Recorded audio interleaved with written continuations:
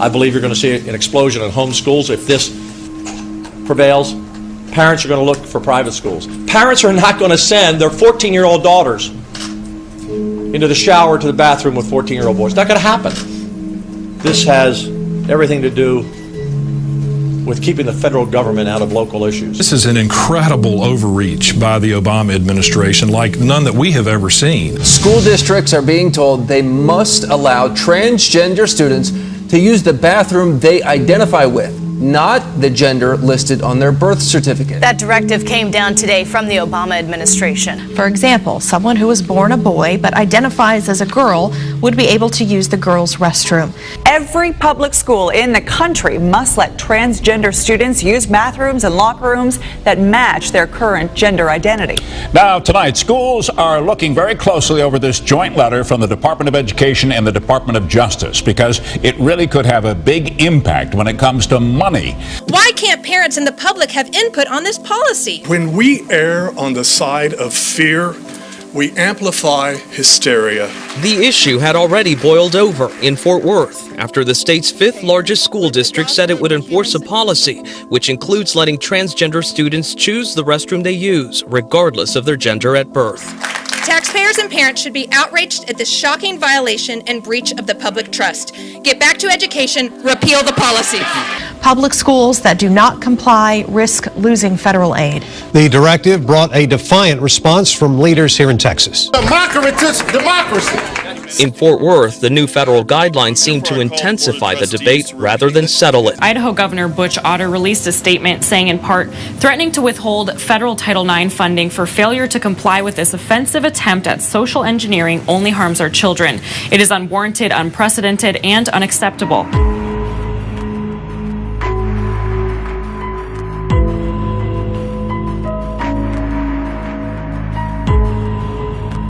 News out of the South Loop. A man accused of an alarming crime against a little girl in a public restroom. Right before Mother's Day, an 8-year-old girl goes into the restroom and a man who is either inside there already or follows her in. And that's when police say this man, 33-year-old Reese Hartstern, walked in and targeted the girl, choking her and trying to lock her in a stall. The mother heard her daughter screaming and grabbed her. It saddens me. I don't get why people do things like this. I really wish I could understand that, but I don't. A leading early education academic says preschoolers should be introduced to the subject of same-sex marriage. The paper discusses the importance of political activism in the early learning sector. I mean, Shelley, we're talking about kids, daycare, young kids, 3, 4, 5 years old. Surely a little bit too young. What it is, it's just normalisation of everyone, so that it's not there's a mummy and a daddy and that's the only option, but just say, yeah, some people have mummy and mummy. I think that's what this article is pushing for, going into detail and having that political activism. And I've got a problem with that term as well. Yeah. Isn't it, Phil, up to parents? I want to tell my son at that age, anyone who loves each other can marry anyone, which is what we believe. Except in this country. Isn't it? Yeah. Should be able to. All education should start at home in one way, I think, Amelia, but I think age appropriate is a good sort of thought here. Thank you both. We'll be back right after this. Stay with us.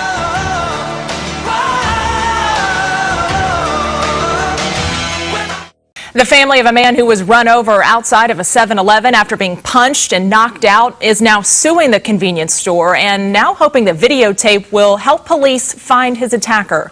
A man started yelling at 32-year-old Marcus Gaines when he walked out of the 7-Eleven at Hubbard and State. A short while later, the man punches Gaines in the head, knocking him to the street, unconscious. Then, at least one person runs up and appears to steal his wallet. A crowd immediately surrounds Gaines. Then the people just walk away, leaving Gaines lying in the street motionless.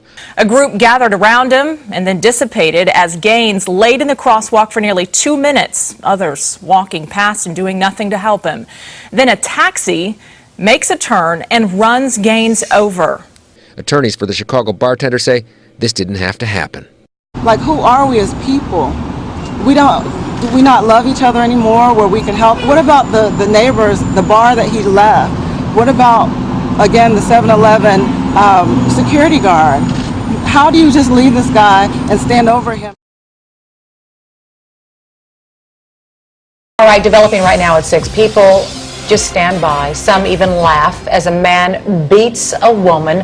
Hard to watch. Doesn't even begin to describe this assault.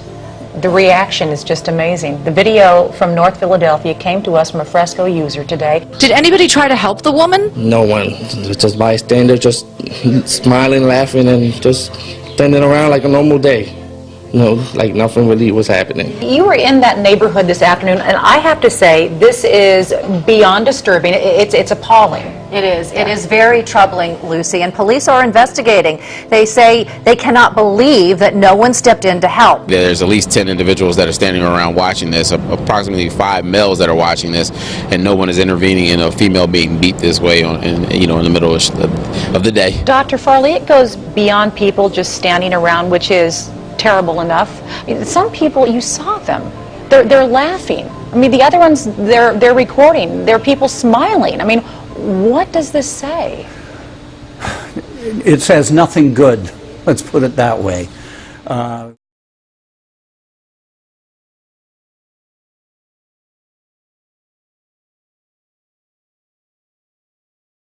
In fact, Northeastern's example should speak to every one of us about the massive transformation that is taking place around the world. Northeastern's gone global. Our leading corporations are going global. Health and medicine and film are going global. And I think that everyone here, especially the class of 2016, understands that viscerally, internally, intellectually. You're about to graduate into a complex and borderless world. Today, we face a world that is much more complicated, less hierarchical, where non-state actors play a central role, where disturbing images and outright lies can circle the globe in an instant, where dangers like climate change, terrorism, and disease do not respect borders.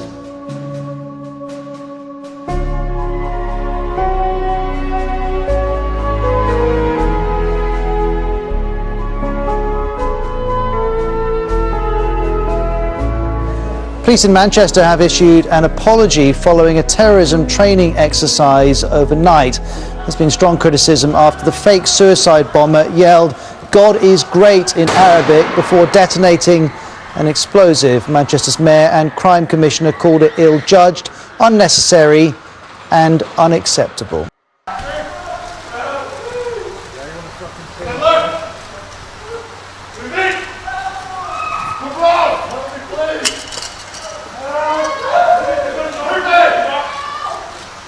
Police say what happened here last night was designed to mirror the details of past events, but that on reflection it was unacceptable to use a phrase which, as they put it, so vocally linked this exercise with Islam.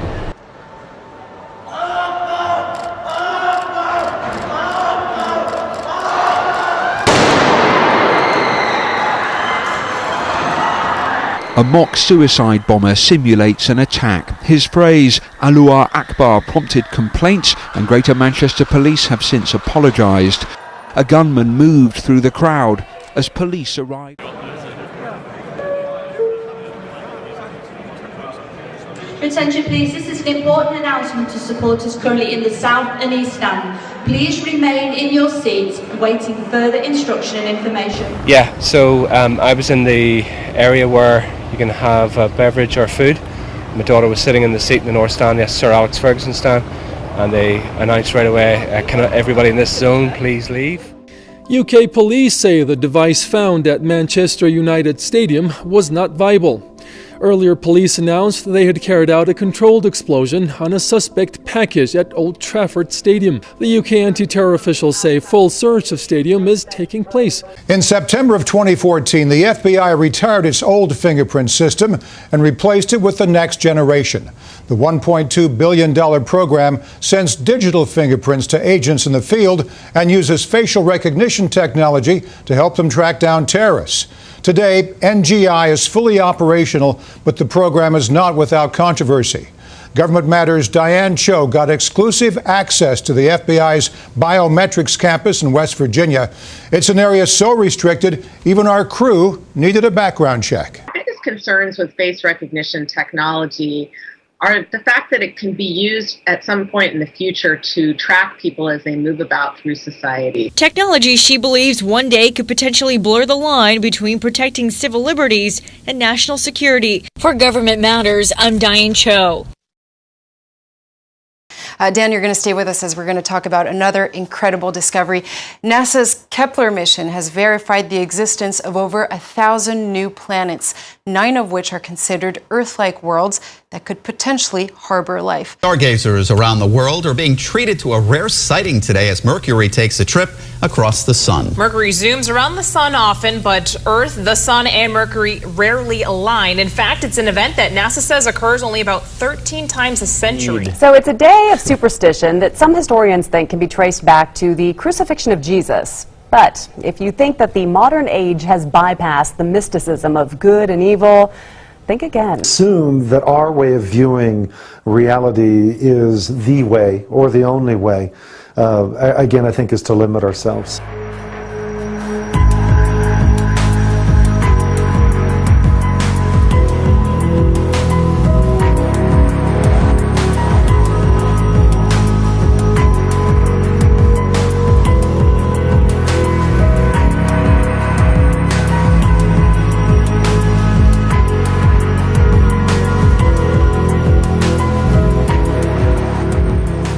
Man is accused of using the family poodle as a sacrifice, saying the devil made him do it. He said he had to make a sacrifice of a male, either himself, his 6-year-old son, or the family's white poodle. And athletes accused. A high school lacrosse team's season suspended while police investigate possible animal cruelty. Good evening. It tops our news at 11. Grosse Ile police and the high school are digging deeper into this case. Players are accused of sacrificing a guinea pig, drinking its blood, and smearing the blood on their faces as some kind of pre-game ritual.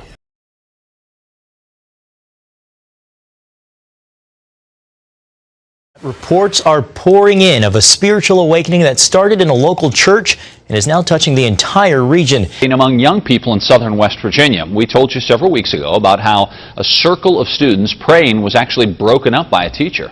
Well, since then, thousands have been attending revival services. But today, it's the only place big enough to hold what many say is the greatest spiritual awakening in southern West Virginia history. People will always be offended by the truth. And if those kids felt discriminated against, they shouldn't have come in there. It was voluntary, and they knew that what they were coming into. Beyond the discrimination issue, the foundation sent the Mingo Board of Education a letter saying by hosting such an event on school property, they were violating the Constitution. We're coming together as the body of Christ.